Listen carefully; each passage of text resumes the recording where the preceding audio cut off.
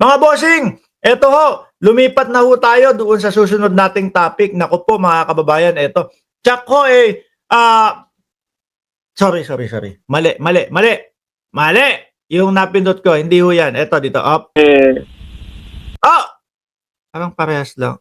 Hindi. Iba na pala. Video na pala ito. Kala ko parehas lang ho yung nakikita ko. sorry.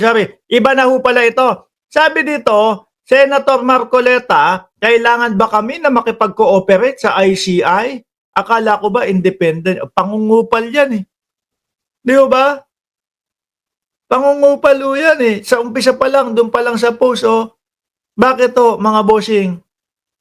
Iimbestigahan, mga congressman, iimbestigahan, mga senador, yung mga dawit dyan sa mga ghost project at doon sa mga ganyan. Oh, tapos, hindi makikipag-cooperate ang Senate. Ano yan? Pagkahiningi, pwede po ba kaming humingi ng mga dokumentong ganito? Kasi po, nabanggit o may nagsabi dito na yung isang senador nyo po, kasama, ganito, ganyan. Tapos, hindi sila makikipagtulungan. Kakupalan yan. Diba? Naku, tataas ho ang views nito, mga bossing. Baka pasugurin nila Marcoleta yung mga taga-comment nila, no? Sige, sugod lang kayo. Hindi ko naman binabasa. Kayo mag-alala. Yung mga ganun, no, nilalakpasan ko lang. Pero the moment na madami yung nagko-comment ng ganun, yung pambabas, okay lang. No? I-bash nyo ko o hindi nyo ko i-bash, pabor sa akin. Pabor sa akin. Tsaka yung mga bashers, eto, sabi ko sa inyo, ilang taon ko nang ginagawa itong pagbablog. 2017 yata o kung 20 kailan ako nag-umpisa? 2020? 5 taon na. Yung mga pambabash nyo hindi na tumatagos sa akin. Kaya okay lang, i-bash nyo ng i-bash, tataas yung views, pabor sa akin, no? Kung meron ka man pinapasugod dito, Marcoleta, salamat. Pinasalamatan pa. Sabi, imbis na mabad trip tong si Mark Ramos sa akin, lagi lupang nagpasalamat. O, game! Kailangan ba kami ang nakikipag-cooperate sa kanila? Meron ba kaming Makikipag-cooperate ka kung gusto mo talagang masugpo ang corruption sa Pilipinas. Lalong-lalo na may mga napapangalan ng mga senador, Brad. Di ba? Bakit ayaw mo makipag-cooperate? Dahil ganyan, ICI, ganito, ganyan, iba naman yan, independent. Pinapanindigan kasi ni Marcoleta, independent. Akala ko ba independent sila? Oo, independent silang kikilos. Pero may mga dawit na congressman at mga senador. Kailangan ng mga ibang mga details from them. Ano ang binabark ng bulldog na yan? Sabi ni Elena Garcia, uy, ikaw naman, grabe ka. Sabi ni Ma'am Neng Gigi, eto talaga si Marcoleta kontra, ayaw makipag-cooperate sa ICI. Kung gusto niya, makatulong sa corruption sa DPWH project. Correct. Sabi ni Virgie Badiola, corrupt din niya si Pag Totoo ba? Hindi ko ho alam. No? Hindi ko ho alam. nag-usapan na gano'n? Meron ba kaming agreement? Meron ba kaming kasunduan na ang Blue Ribbon Committee at saka yung Senate President, sila yung pupunta ron para makipag-ugnayan? Akala ko ba independent yun? Kanina.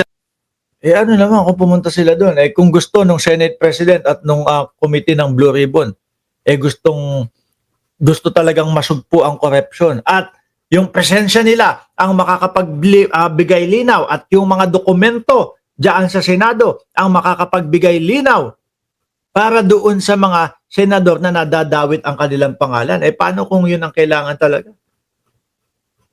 Di ba? Nabanggit po ninyo, pwedeng Si Menay pala to, si Menay. Meron pa pala si Menay. Di ko alam Kala ko wala na yung si Menay. Meron pa pala. imbitahan kahit ay mga representative ng ICI sa mga pagdinig po ng Senate Blue Ribbon Committee at wala pong nilalabag na batas po doon. Kung iimbitahin nila, ba't nila iimbitahin yun? Independent yun eh. Malay mo naman, imbitahin po namin kayo dito sa Senate Blue Ribbon Committee para mas malaman po natin baka merong mga ganito, ganyan. Pero tingin ko, baka hindi. Kasi ang gusto ng ICI daw confidential muna. Hindi muna isa sa publiko. Di ba ho? Gusto nila, ganun muna. Baka hindi din magsasalita doon in case. Pero kung gusto lang imbitahan, magtanong sa kanila, pwede rin siguro. Bakit hindi? Opo, Ang opo. pinag-uusapan natin dito, Ah, ang ICI ba, pag nag-request ng impormasyon mula sa Senado o mula sa House of Representatives, oh. wala ba kaming karapatang tumutol?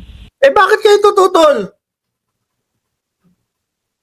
Ano ang dahilan para tumutol? Wala lang. Trip lang namin tumutol, ganon. Kung kinakailangan nila,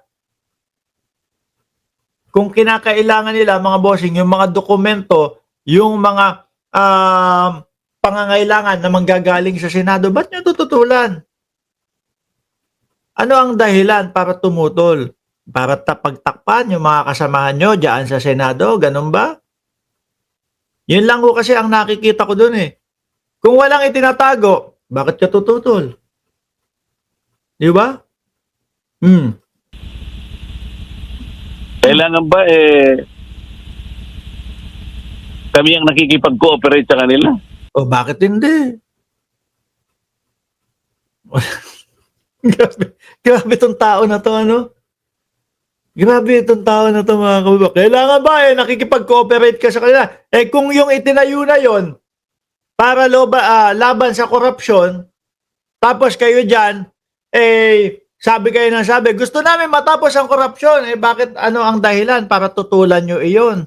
Meron ba kaming pinag-usapan na gano'n? Meron kami Wala naman daw kasi pinag-usapan, putik na yan, parang bata no? May pinag-usapan ba? May pinag-usapan ba?